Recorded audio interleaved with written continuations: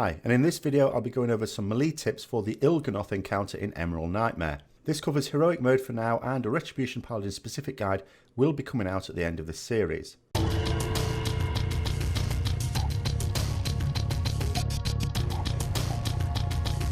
So an overview of the fight first of all. It's divided into two distinct phases. The part of the boss that you need to kill in order to beat the encounter is behind the eye, but it's not realistic to DPS the eye down. Instead, you need to kill the Ikers close to the eye in order to damage it. When the Ikers die, they explode a few seconds later and deal damage worth 5% of the eye's health if in range. Because the explosion takes a few seconds, you have time to either knock the Ikers towards the eye or grip it in if it's killed out of range. Although there's no point in trying to DPS the eye as such, if there are no adds currently up, then you can attack it in order to build up combo points, chi, holy power, etc. The Ikers appear when the various tentacles are killed and each fixate onto a player. They can be almost fully crowd controlled, including snares, roots and stuns. If you have reliable AoE slows, then you'll probably be useful in keeping them under control. This is not a fight where you want everyone just doing their own thing. Individual players should have their priority assignments, which may be different to other players, but we need to make sure that you're on those assignments to keep the phase under control. In addition, there are 4 other adds to occupy your attention during this phase. The Dominator tentacles are high priority and will randomly target someone in melee for a smash effect. It's important that if you are targeted that you move to a pre-arranged spot so that you don't get others hit in the raid with the damage. You do not get long to react, so make sure you know where to move and do so immediately.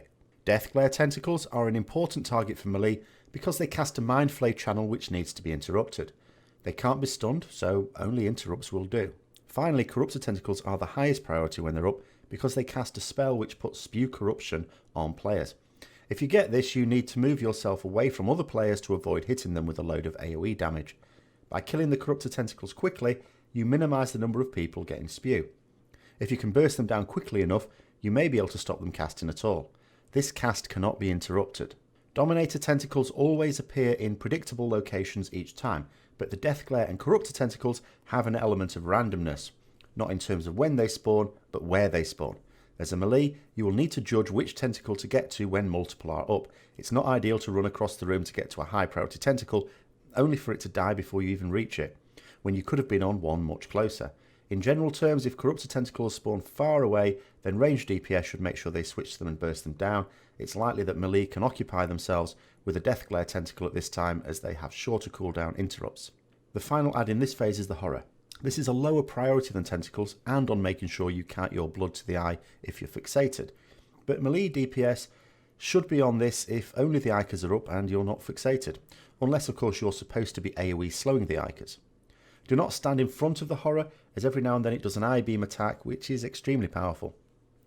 In terms of cooldown use in phase 1, it depends very much on how quickly you can transition.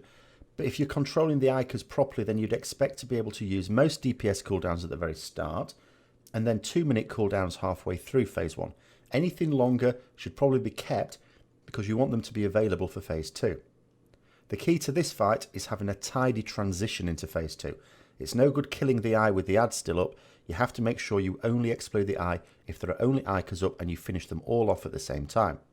You then need to get into the heart area and pop cooldowns.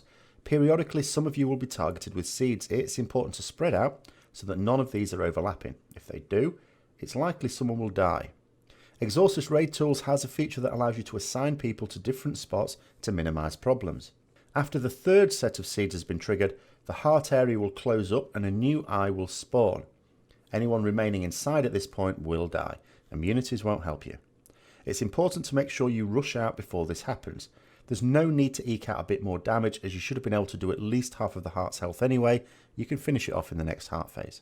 Once you exit and the new eye spawns, then the first phase sort of repeats again, though with the Dominator tentacles in new locations and slightly changes in times.